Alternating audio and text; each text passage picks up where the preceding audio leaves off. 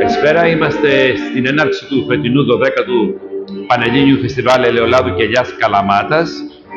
Με μεγάλη χαρά έχουμε το φεστιβάλ στην πόλη μας.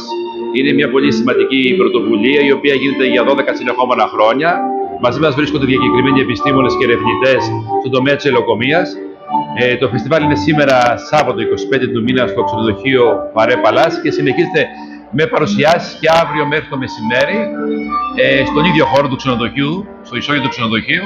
Θα πούμε ότι είναι μια χρονιά πολύ διαφορετική από όλες τις προηγούμενες και είμαστε αισιόδοξοι γιατί τα μηνύματα τα οποία έχουμε για τη φετινή χρονιά είναι καλά.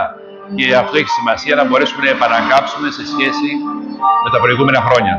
Ευχαριστούμε πάρα πολύ τους συμμετέχοντες, το Δήμο Πηλουνέστρου, στην περιφέρεια, όλους τους διοργανωτές και ειδικά τους φορείς που μας χορηγούν, τις χορηγίες που έχουμε και από ιδιώτες αυτά τα τελευταία χρόνια.